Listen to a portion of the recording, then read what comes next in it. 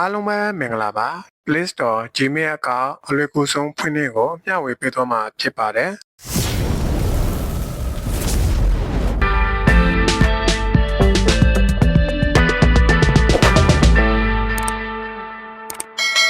โอเคဒါဆိုရင်တော့ကျွန်တော်တို့တူတစ်ခါကြည့်လိုက်ရအောင်ပထမဆုံးအနေနဲ့ကျွန်တော်တို့ကဖုန်းထဲမှာရှိတဲ့ Gmail ကိုပဲဖြစ်ဖြစ် Play Store ကိုပဲဖြစ်ဖြစ်ဖွင့်ပေးရမှာဖြစ်ပါတယ်ကျွန်တော်က Play Store ကိုဖွင့်ပေးလိုက်ပါမယ်ဒါကတော့ Gmail အကောင့်လုံးဝမဖွင့်ရသေးတဲ့ဖုန်းပဲဖြစ်ပါတယ်အဲဒါကြောင့်ကျွန်တော်က Gmail အကောင့်တွေဖွင့်မှာမို့လို့ဒီအတန်အောင်စာတဲ့လေးနဲ့ရှိတဲ့ single in ဆိုတဲ့နေရာလေးကိုနှိပ်ပေးထားလိုက်ပါမယ်ပြီးရင်တော့ဒီလိုမျိုးပေါ်နေပြီဆိုလို့ရှိရင်ခဏလေးစောင့်ပေးရပါမယ်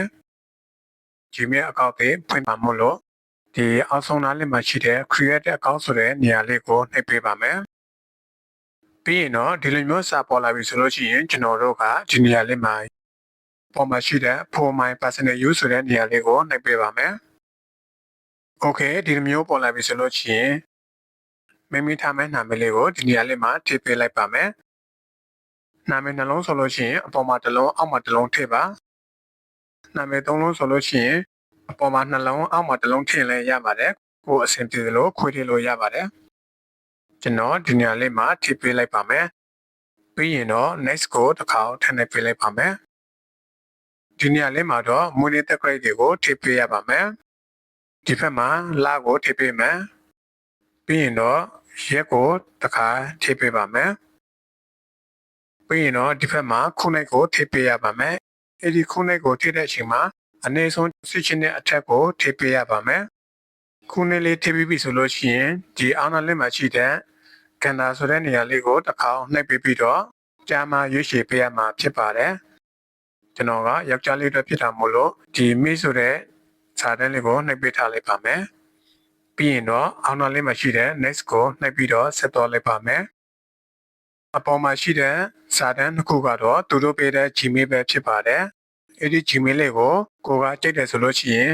အစလေးတောက်ပြီးတော့ next ကိုထပ်တော့လိုက်ရင်အဆင်ပြေပါပြီ။ဒီ Gmail တွေကိုကျွန်တော်ကမကြိတ်တာမို့လို့ဒီအောက်ဆုံးနားမှာရှိတဲ့ create your own Gmail address ဆိုတဲ့နေရာလေးကိုနှိပ်ပြီးတော့ကိုယ်စိတ်တဲ့ Gmail ကိုရွေးထည့်ပေးပါမယ်။ပြီးရင်တော့ကိုယ်စိတ်တဲ့ Gmail ကိုရွေးထည့်ပေးလိုက်ပါမယ်။ရွေးထည့်ပြီးပြီဆိုရင်တော့ next ကိုတစ်ခါထပ်နှိပ်ပေးလိုက်ပါမယ်။ပြီးရင်တော့ဒီနေရာလေးမှာ Gmail password ကိုထည့်ပေးရပါမယ်။မိထားမဲ့ password လေးကိုမှတ်မှတ်ကန်ကန်ဒီနေရာလေးမှာထည့်ပေးပါ။ပြီးရင်တော့ကိုယ်တိုင်လည်းမှတ်ထားရပါမယ်။ password ထည့်ပြီးပြီဆိုလို့ရှိရင် next ကိုတစ်ခါထပ်နှိပ်ပေးလိုက်ပါမယ်။အပေါ်ကနေနဲ့ဆွဲတင်ပြီးတော့ yes I am ဆိုတဲ့အကြောင်းစာတန်းလေးကိုထပ်နှိပ်ပေးလိုက်ပါမယ်။ next ကိုနှိပ်ပြီးတော့ဆက်တော့လိုက်ပါမယ်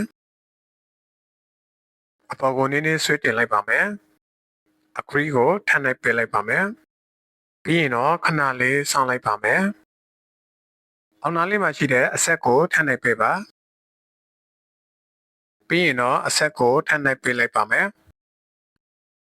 ဒီလိုမျိုးပေါ်လာပြီဆိုလို့ရှိရင်ဒီအောက်နားလေးမှာရှိတဲ့ guest tag ကိုထပ်နှိပ်ပေးလိုက်ပါမယ်နော်နောက်တစ်ခါအပြိုင်အောင်စာတန်းလေးကိုနှိပ်ပေးလိုက်ပါမယ်โอเคဒါဆိုရင်တော့ Play Store ကပွင့်တော့ပြီပဲဖြစ်ပါတယ် application တွေကို download ဆွဲလို့အဆင်ပြေမပြေဆိုတာကိုတစ်ခါစမ်းကြည့်ပါမယ် Facebook လေးကိုတစ်ခါကျွန်တော် download ဆွဲကြည့်ပါမယ်โอเคဒီမှာ Facebook လေးက download ဆွဲနေပဲဖြစ်ပါတယ်ဒီလိုမျိုး download ဆွဲနေပြီဆိုလို့ရှိရင်ကျွန်တော်တို့ Gmail အကောင့်ဖွင့်တာအဆင်ပြေတော့ပြီပဲဖြစ်ပါတယ်အားလုံးကိုကျေးဇူးတင်ပါတယ်